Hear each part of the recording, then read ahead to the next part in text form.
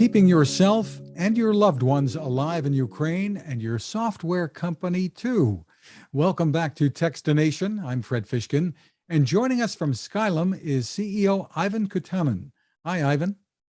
Hey, Fred. Hey, everyone. Also joining us will be the head of communications, Anna Koval. Thank you for joining us, Anna. Hi, Fred, and hi, everyone. Thanks for the invite. And Anna is in Kyiv, and Ivan, by a stroke of good fortune, left the country, left Ukraine just before the war broke out with his family on a vacation. Give us a little overview about that, Ivan. Oh, yes, thank you. Actually, I was lucky enough to buy tickets on 23rd on February, not on 25th as we planned before, and to go with my family and kids on a small vacation. My birthday is on 27th, and my kids had their vacations, like holidays, and because of that, we choose to go to Paris for a few days. So we came to Paris on 23rd evening, and on 21st, actually, the war started. So we planned only, like a short-term trip for few days, and had no luggage, had actually nothing with us to stay more, but we were definitely lucky enough to leave Ukraine in the last minute. So my kids didn't hear these bombing sounds, these alarms, and because of that, I'm very happy. How old are your children? 4 and 7 years, boys, yeah. So they have been spared the trauma so far, but of course you've had to explain to them definitely why you haven't been able to return home. Yeah, definitely. We talking with about that actually every day. They drawing their like pictures about war, about how Ukraine wins this war, about soldiers, about like Russian flagship, about like lots of things that happening, what they hear from news, because actually my father-in-law, he is serving in army right now, and he went to army after the war started. So when they talk to their granddad, they also ask him a lot of things, what's happening. So we try to tell them what's happening, but definitely in like a less realistic way, And of course, all of their friends, and you have other relatives, I'm sure, and friends. Yeah. Not to mention all of your coworkers with the company who are there and somehow trying to get through this. Yeah, definitely. We all try to handle this. It's tough because in terms of our company, around 120 people were in Kyiv office. It was and is the biggest our office with all core development team and core marketing team inside. So like when the war started, almost 80% of our employees switched to another apartments, to another regions. They moved there just to be at least more safe, because there were plans to capture Kyiv, there were plans to capture big cities in Ukraine, and because of that, the big part of our employees went to Western Ukraine or abroad. So around 25, I think 27, I think person, that was last information, were able to go abroad to Europe actually, and they are in different countries, and most of the team is still in Ukraine, but as things became a bit better in Kyiv, I know that around 20% already went to Kyiv back. So, and they asked to open the office to have a place where to work. Yeah. So it's nice to know that there is still some life in Kyiv, like, and cafes are working already, and guys tell us that they are able to operate. Yeah. Well, tell us a little bit more about the company for people who aren't familiar with what you do. All of this happened soon after you came out with a new flagship product, too. Yeah, definitely. Actually, we are Skylum company that was originally created in Ukraine, and uh, we have like offices around the world. We have our employees in USA, in Japan, and Germany, so in France actually. So because we are like international company and operating worldwide, but main office was in Ukraine, in Kyiv, from the day one of this company, and because of that, for us, this location was our main development and R&D center, and we creating photo editors, you know, like desktop applications that are made to for photographers to make their photos as they imagine them. So because of that, yeah, we just released Luminar Neo, our new flagship product, and we planned a lot of activities to do, but we definitely changed all the plans because of the war started. And that's But still, Luminar Neo, and still you've come out with updates even since the war yeah, started. And I'm scratching my head. How are you able to do that?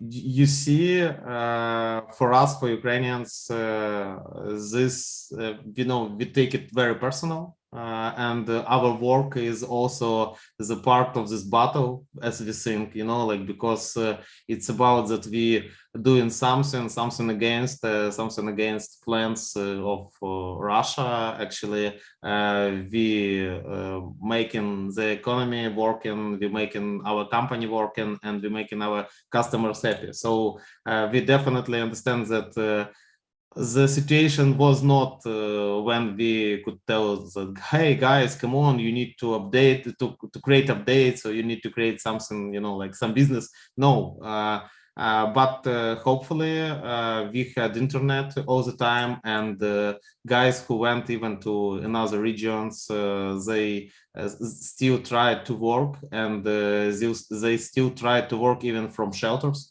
So we definitely could name the update like update from shelter, you know, because a lots of employees just on meetings, like team meeting about like the update preparation, and they, oh sorry, I have air alarm, but I have Wi-Fi in my, you know, like in my cellar, and they went to cellar and connected to meeting. Okay, I'm online, I can you know, like I can do that. So we hear this air alarm, you know, like on Zoom meetings, but still, because of our processes in company already were, you know, like distributed and prepared for online work. So because of that, we were able to operate. So, Wow. and still we actually planning to release next update just in a few days. Amazing. Anna, let's bring you in if we can. You're in Kyiv. Can you give us an overview of the mood there today? Right, sure. Yeah. So when it just started, it was scary, you know, because people were grabbing their things and, you know, leaving the city. There were a lot of, you know, like traffic jams. I mean, even the supermarkets, if you would go there, you know, the shelves, they were pretty much empty. And even, you know, like 1 week after, 2 weeks after, it was hard, you know, to buy some products, you know, like for instance, you can go every single day to the supermarket, and then you won't find an opportunity to buy the meat or the milk, because there's nothing to buy. The shelves are empty, you know. So it was kind of scary, and, you know, all these disturbing news, you know, and ear alarms. I mean, it has affected everybody in different way, but I'm trying to keep the positive side, as I'm just like that as a personality. But right now it's getting better, of course. As Ivan mentioned, a lot of businesses are opening its doors for customers and visitors. You know, like you can buy more food right now, and, you know, and some bridges are open. So, for instance, at the start, it was impossible to move from one bank to another bank if you wanted to. But right now, you're free, and you can you are able to go from one side of the city to another side. But before it was impossible, and also the subway wasn't working. It was only serving a purpose as a shelter. And of course, what's going on in the eastern part of the country brings tears to everyone's eyes around the world right now. And we're hoping that there is peace soon. But for the company, it sounds like, and you can both answer this, it sounds like you're making a statement, putting out updates. People are working, people are getting paid. You're trying to be as normal as you can in a way to thumb your nose at Russia? Yeah, for us, we trying definitely to operate in those times. I cannot tell that it's the same because we switched our focus more to volunteer projects. We switched our focus for some, doing some stuff for for actually Ukrainians for different purposes, and it's not the same, but right now definitely, yeah, we are working and operating. We have employees also in southern and eastern regions of Ukraine. In Kharkiv region there are 3 guys who are working. Actually, they have internet, they have everything. Yeah, sometimes they hear bombs, sometimes they hear alarms as everywhere in Ukraine, but they actually working. And when I'm asking them, is it okay for you? For them, they answer that for them, when they work, they at least do not read news and do not concentrate on everything that's happening. It's, for them, it's like escaping from reality to more stable part of their life. So, and definitely we as a company operate and pay all salaries, and 3, I think, yeah, 3 our employees went to serve in the army of Ukraine. So we still paying the salaries for them, and we support them, and their reinforcements, where they serve, we definitely support them and give them all the gear that we're able to buy or we're able to deliver to them. So because definitely they need it. Because Ukrainian army is really brave, but is not the most technical and prepared army in the world, definitely. Well, one of the things that you've done, Anna, you can talk about this, is create a blog that people can go to, and it's interesting because you're a company that's focused on imaging, and you've posted photos online and told the stories of some of these employees, like Ivan was talking about, some of whom are fighting or doing their updates from shelters.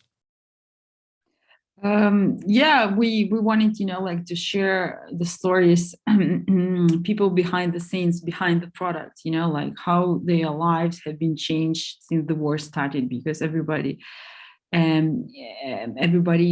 a different story. So that was the goal, just to share their stories, to spread the word on what's happening in Ukraine, because it is important for us to spread the truth about what is happening right now. And this is all online. Ivan, you want to comment on that? Yeah, it's when I hear from Russia that okay, it's all fakes, so it's our part, of showing real situation. We have, nothing to tell about what what happens with other guys, but what we see by ourselves, and how our employees are feeling, with all the situation, what situations they get. We share that so everyone can understand the level of the stress and the impact of the whole, the whole Ukraine. What are your thoughts, before I let you go, both of you, about how this may play out and how Ukraine can recover from all of this longer term. I know there's a lot of confidence that you're going to win this, and there's support Yeah. around the world. Yeah, I think that the support is strong, and we are not alone in this crisis, like in this war. Thanks to our partners, thanks to the bravery of Ukrainian army and actually of Ukrainian nation, because it's our war for freedom, and it's our war for independence. So we definitely understand that before the war started, the Ukraine was not the most united country. We had different groups of different interests. Big part of the country, I think maybe about 50 or 60% were wanted to some friendship with Russia, wanted some things that will happen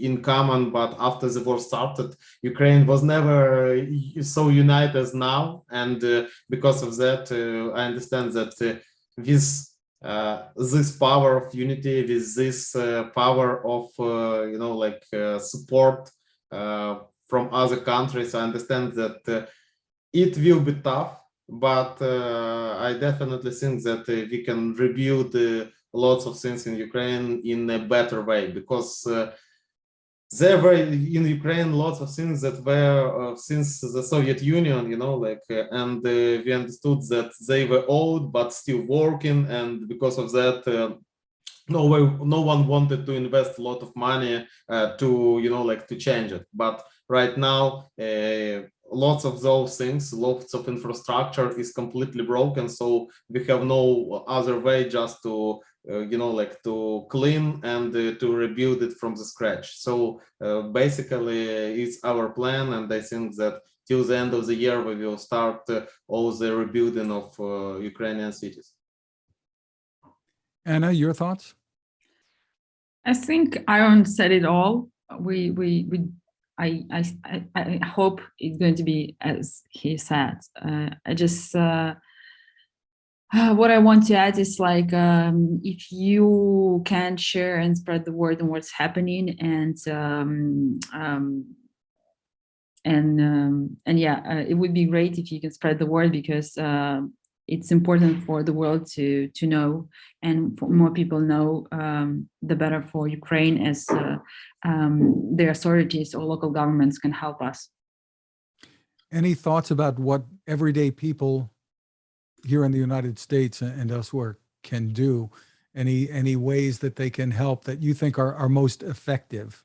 I want to introduce our new foundation, our charity foundation from Skylum, that we create in process of creation actually right now, because we see the opportunity to help, to current, to just straight to the some forces and some people in Ukraine, and we already did some charity projects. So we introduced on the beginning of the March donate drone project that asked our users and our partners to donate their drones, DJI drones and other drones to the Ukrainians, because that was definitely a huge help, because of we had no opportunity even to understand if it's safe to go outside, because and with those drones, lots of militaries, some medical, squads and even volunteering squads were using those drones and using steel, and giving us reports how it helps them. So we're doing such projects, and we also can recommend lots of different organizations, and can share links with you that are also collecting funds, and they help to special the most needed things to guys who actually need it the most right now. Yeah. SKYLUM.com. Ivan Kutanin and Anna Koval, we wish you, your families and coworkers, and really all of the Ukrainian people health and peace sooner rather than later. Thank you. Thank you. Thank you.